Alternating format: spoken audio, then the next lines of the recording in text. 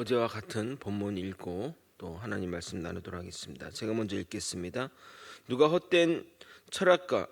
철학과 헛된 속임수로 너희를 사로잡을까 주의하라.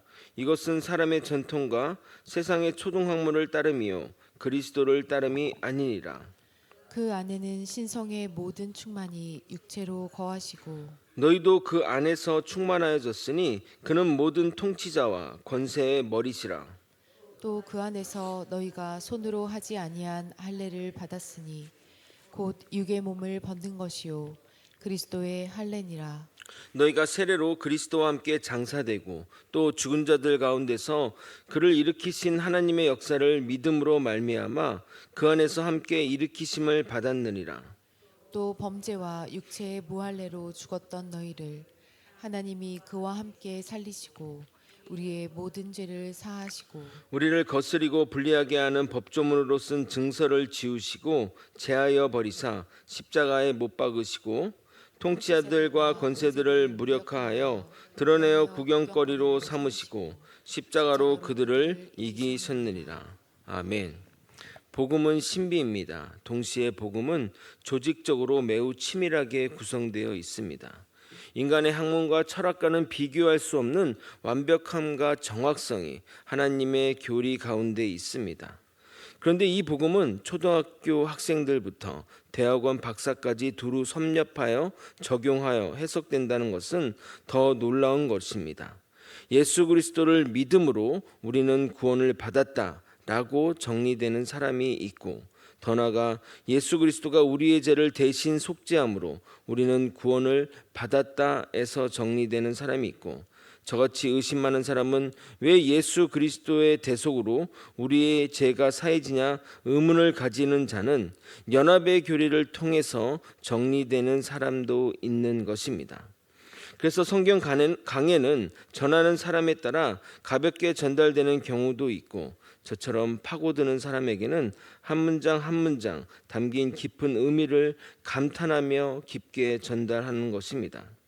제가 목회자라서 이렇게 말씀드리는 것이 아니라 성경은 알면 알수록 오묘하고 또 그 깊이와 너비가 인간의 지혜를 벗어나는 정말 천상의 지혜임을 깨닫게 되어 제가 은혜 받는 경우가 참 많습니다.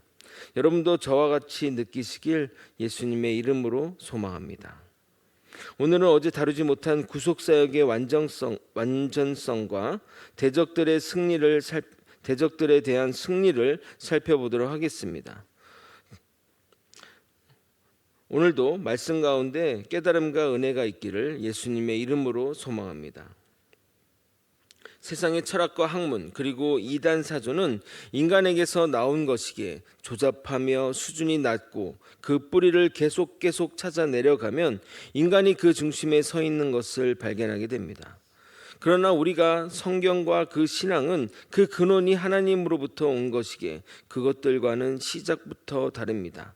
신학은 인간의 양심과 달리 하나님이 기준이고 하나님의 양심이기에 우리의 인간의 생각과 너무나 다른 것이 많습니다. 우리가 신앙을 가진다는 것은 우리의 시선을 버리고 주님의 시선으로 사물과 사람과 환경을 보아야만 제대로 된 해석과 판단이 이루어지게 되는 것입니다. 과거에는 구별된 백성의 표식이 할례였습니다. 그러나 신약 시대로 넘어와서는 믿음으로 할례를 대신하게 되었습니다. 그러면 이런 의문점이 들 수 있습니다. 왜 처음부터 믿음으로 구별의 표시를 하시지 그 어려운 할례를 통해서 하냐라는 이 생각이 들 수 있습니다. 하나님 백성을 이끌어 가시는 방식은 점진적으로 이끌어 가심을 보여주십니다. 이것은 성경 전체를 통해 확인할 수 있는데, 처음에는 행동이나 그림 또는 실제를 통해 눈에 보이게 역사하십니다. 성막을 짓는 것부터 모든 희생 제물도 다 그것이 의미하는 바를 눈으로 보게 함으로써 우리에게 알려주셨습니다. 마치 이것은 우리가 어린 자녀를 키우는 방식과 비슷하다 하겠습니다. 자녀가 어릴 때는 그것은 안 돼, 그것은 괜찮아, 이 두 마디로 자녀들을 키웠습니다. 그러나 자녀가 나이가 점점 들수록 왜 그것이 안 되는지, 왜 그것을 해야 되는지 설명을 해줘야 합니다. 물론 어릴 때부터 그것에 대한 설명을 잘 해주면서 하면 좋겠지만 사실 어릴 때 설명을 해줘도 전혀 이해하지 못합니다. 예를 들어 불을 만지지 말라는 것을 어린 3살 아이에게 어떻게 설명하시겠습니까? 만져보고 깨닫게 시키거나 아니면 강력히 혼을 내서 절대 근처에 오지도 마! 라고 해서 만지지 못하게 하는 방법밖에 없습니다. 점점 자라면서 설명과 더불어 과거에 했던 방식으로부터 변화되고 점진적으로 나아가는 것입니다. 불의 근처도 가지마에서 불을 조심하라 발전하고 최종적으로는 이 불을 사용해라 라고 말하는 것처럼 말입니다. 마찬가지로 하나님은 구약 백성에게 세상과 하나님 백성 사이의 구별의 방식으로 할례를 명령한 것이고 그 구약의 행위규례는 예수 그리스도가 오심으로 완성되었기에 정신은 계속 가져가되 다른 방식으로 대체되었던 것입니다. 그 할례의 정신을 가장 잘 따르는 것이 바로 세례이고 세례를 통해 구별된 백성의 표식이 된 것입니다. 그러나 세례를 받지 않더라도 우리가 믿음으로 정말 주님을 구주로 고백한다면 그것 또한 구별된 백성이 되는 겁니다. 물론 정말 그가 믿었는지 안 믿었는지는 주님만 알 뿐입니다. 반대로 세례는 받았지만 안 믿을 수도 있는 것이기에 세례가 확실한 구별의 징표, 하나님의 백성의 징표라고는 또 말을 못합니다. 만약 세례를 통해서만 구원된다 한다면 그것도 또한 할례와 같은 형식이 돼요. 세례받지 않는 사람들을 정죄하고 세례받지 않은 사람들을 불신의 자녀로 정죄할 수밖에 없는 것입니다. 그러므로 마음으로 구주로 고백하고 그분을 진정으로 믿는다면 우리는 할례를 받은 것이나 마찬가지이고 징표인 할례나 세례는 받아도 그만 안 받아도 그만인 것입니다. 그러나 받는 것이 목회적 관점에서 좋기에 여러분에게 그것을 권하는 겁니다. 우리의 구원이 아닌 우리의 구원의 확신, 우리가 구원받았다고 확신하는 데는 그런 것들이 도움을 주기 때문입니다. 어제 다 다루지 못한 부분을 이어서 설명하도록 하겠습니다. 우리가 그리스도의 할례를 받음으로써 우리는 그리스도와 연합하게 되었습니다. 연합하기 전에는 우리는 죽은 자들이었습니다. 영이 죽은 자들이었습니다. 연합한 이후에는 하나님이 우리의 모든 죄를 사하시고 죽은 영을 살리게 하십니다. 그 내용이 13절에 있습니다. 여러분 13절을 여러분이 한번 읽어보도록 하겠습니다. 함께 읽겠습니다. 시작. 또 범죄와 육체의 무할례로 죽었던 너희를 하나님이 그와 함께 살리시고 우리의 모든 죄를 사하시고. 죄는 죽음을 의미하기에 그리스도를 믿지 않는 불신의 상태 또한 죽음을 의미합니다. 우리가 그리스도를 믿음으로 우리는 예수님과 연합하는 순간 예수님의 그 공로, 예수님이 이루신 그것들을 우리에게 덧입혀져서 죄가 사해지고 우리는 살아나게 됩니다. 그런데 이런 질문을 할 수 있습니다. 죄가 사해지지만 계속해서 죄를 지으면 어떻게 되나요? 여기서 인간의 오해가 발생하는 겁니다. 우리가 예수와 연합하여 우리의 죄가 사해진다는 것은 우리의 원죄 문제가 해결된 것이고 그리하여 우리의 신분이 진노의 자녀에서 지옥의 자녀에서 우리가 하나님의 자녀의 신분에 변화된 것을 말하는 겁니다. 우리가 신분이 변화되었기 때문에 우리가 죄를 지어도 신분의 강등은 일어나지 않습니다. 그러나 죄의 결과는 책임져야 합니다. 이 땅에서 그 죄값을 치러야 하고 이 땅에서 해결하지 못하면 하늘나라 가서도 반드시 치를 것입니다. 아니 천국에 가서도 죄를 치른다는 말이 무슨 말인가요? 제가 알던 복음과 다른데요? 라고 말하시는데 아닙니다. 분명히 주님은 죄에 대해 징계하신다고 말씀하셨습니다. 히브리서 12장 6절에서 8절입니다. 주께서 그 사랑하는 자를 징계하시고 그 받아들이시는 아들마다 다 채찍질 하심이라 하였으니 너희가 참으면 징계를 받기 위함이라. 하나님의 아들과 같이 너희를 대우하시나니 어찌 아버지가 징계하지 않는 아들이 있으리요. 징계는 다 받는 것이거늘 너에게 없으면 사생자요 친아들이 아니라. 분명 하나님은 우리를 아들이라고 말씀하셨습니다. 즉 구원받은 자들 천국의 아들을 말하는 것입니다. 그리고 여기에 징계를 이 땅에서만 받는다고 하지 않으셨습니다. 그러나 우리가 사는 날 동안 기회를 주셨습니다. 우리가 그 죄를 회개한다면 하나님은 그 죄를 묻지 않는다고 약속하셨습니다. 시편 103편 12절부터 13절입니다. 동이 서에서 먼 것 같이 우리의 죄가를 우리에게서 멀리 옮기셨으며 하나님이 자녀를 긍휼히 여긴 것 같이 여호와께서는 자기를 경외하는 자를 긍휼히 여기시니라. 그러므로 우리가 우리의 죄를 진심으로 회개하면 이 죄의 문제, 하나님이 직노하시는 이 죄의 문제에서는 또 해결받는 것입니다. 우리가 그리스도와 연합함으로 변화된 것은 바로 신분의 변화입니다. 그리고 두 번째 변화는 율법의 의무를 제하여 주셨습니다. 14절을 여러분이 한번 또 읽어보도록 하겠습니다. 함께 읽겠습니다. 시작. 우리를 거스르고 불리하게 하는 법조문으로 쓴 증서를 지우시고 제하여 버리사 십자가에 못 박으시고. 여기 법정으로 쓴 증서는 율법을 의미합니다. 율법은 부정적인 것이 아닌데 바울은 여기서는 부정적인 의미로 사용하고 있습니다. 왜냐하면 유대주의자들이 이 율법을 가지고 사람들을 옥죄고 사람들을 힘들게 하기 때문입니다.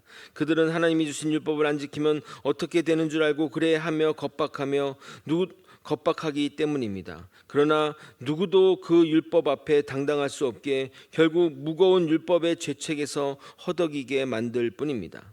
그러나 인간 어느 누구도 율법의 요구사항을 온전히 지킬 수 없습니다. 율법을 지키라고 강요하고 강조하는 것은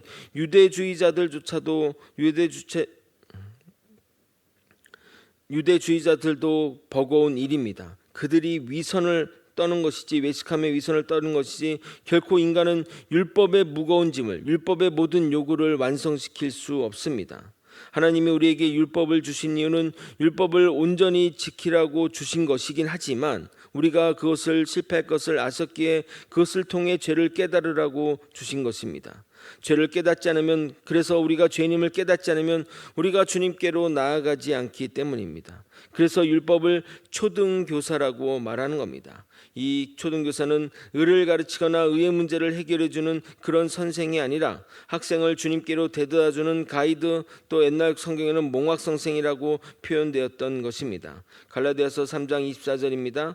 이같이 율법이 우리를 그리스도께로 인도하는 초등교사가 되어 우리로 하여금 믿음으로 말미암아 의롭다함을 얻게 하려 함이라. 정리하면 우리가 율법을 통해 우리가 죄인임을 깨닫고 그렇기 때문에 이 죄의 문제를 해결하기 위해서는 그리스도로 나아가야겠구나라고 그것을 깨닫게 하기 위해서 율법이 그런 역할을 한다는 것입니다. 그것을 초등교사라고 표현했던 것입니다.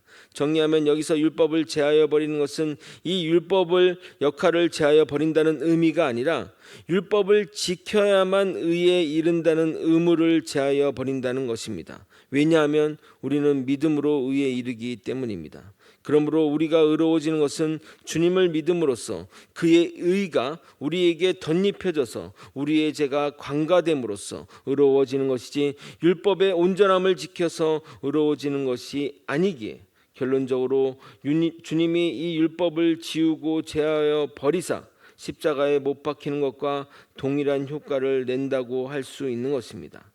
이와 더불어 하나님은 예수님의 십자가로 세상의 통치자들과 권세들을 무력화시키셨습니다. 15절을 마지막으로 여러분이 한번 또 읽어보도록 하겠습니다. 함께 읽겠습니다. 시작. 통치자들과 권세들을 무력화하여 드러내어 구경거리로 삼으시고 십자가로 그들을 이기셨느니라. 이로써 우리의 속죄 사역, 우리의 구속 사역은 완전하게 완성된 것입니다. 이 모든 것을 주님이 다 하셨습니다.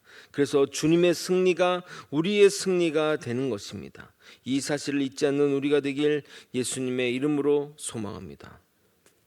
말씀을 정리하겠습니다. 예수님은 우리를 죄의 속박에서 구원하셨습니다. 또한 우리를 죽음에서 건져내사 하나님의 자녀가 되게 하셨습니다. 예수님은 우리를 율법으로 의를 이뤄내야 하는 의무에서 제하여 버리셨습니다. 또한 우리를 고소하는 그 무리들, 통치자들, 권세자들의 고소를 무력화하셨습니다. 예수님은 이 모든 것을 십자가에서 이루셨고 우리를 승리하게 만드셨습니다. 예수님이 이루신 공로가 우리가 예수를 믿음으로 그리고 연합됨으로 내 것이 된 것입니다. 이 얼마나 놀라운 축복입니까? 우리가 하나님을 알면 할수록 더욱 주님께 영광과 찬송과 경배를 올려드려야 할 것입니다. 평생 이 사실을 잊지 않고 살아가는 저와 여러분이 되시길 예수님의 이름으로 소망합니다. 아멘. 기도하시겠습니다. 하나님의 뜻을 따라 살아가는 주의 백성들, 주님의 경로가 어떤 건지 우리가 깨달을 수 있게 도와주시옵소서. 예수 그리스도를 믿음으로 구원을 받았다, 이 한마디로도 끝낼 수 있지만 아버지, 그 안에 담겨있는 깊은 내용들, 하나님이 이루시는 그 역사의 그 놀라운 사실들을 깨달고 깨달아서 하나님께 경배와 찬양의 자리로 나아갈 수 있도록 이끌어 주시옵소서. 예수 그리스도는 십자가에서 우리에게 주님이 이루신 그 승리를 우리에게 주셨습니다. 십자가로 우리를 승리케 하신 그 주님을 찬양과 경배를 올려드리며 살아가는 주의 백성들 되게 도와주시옵소서. 사랑이 많으신 예수 그리스도 이름으로 기도드렸나이다. 아멘.